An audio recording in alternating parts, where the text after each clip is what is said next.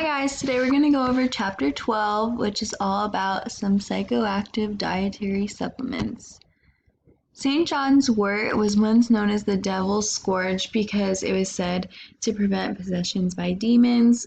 Psychoactive uses include the treatment of both anxiety and depression, and studies show evidence towards it helping depression. Not many studies on anxiety though.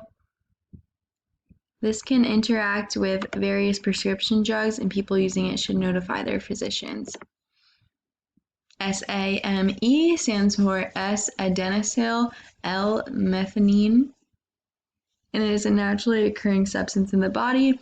It's an active form of the amino acid methionine, and it acts as a methyl donor in a variety of biochemical pathways. In the 1970s, this was tested as an antidepressant, and some studies report this is as almost as effective as some prescription antidepressants in people. Ginkgo biloba has a long history of medical use in China. It reduces blood clots, so it was proposed as a blood thinner, but combining this with other blood thinners can be dangerous.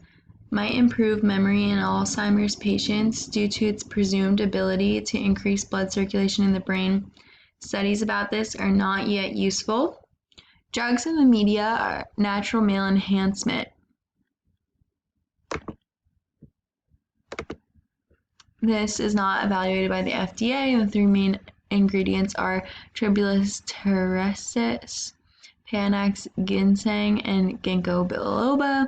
These all may help minor erectile dysfunction, but do not have proven effects and can also have side effects.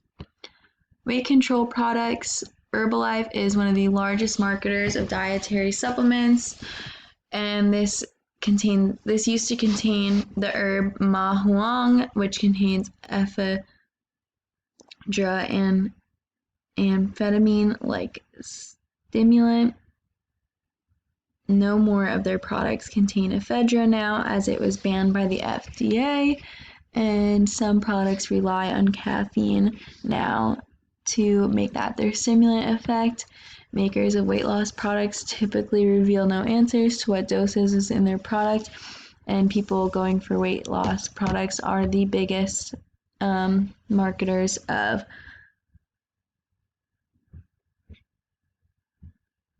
drugs and products in the world. Over-the-counter drugs are self-prescribed and self-administered, and Americans pay over $18 billion per year on over-the-counter drugs. The FDA regulation of over-the-counter drugs has to do with the criteria of new drugs entering the market and a procedure that they follow that reviews drugs that are already on the market.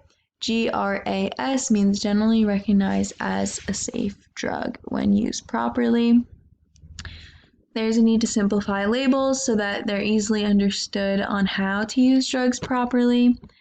And over-the-counter versus prescription drugs. Over-the-counter drugs cannot be injected, have potential toxicity, or need prescriptions to be used safely.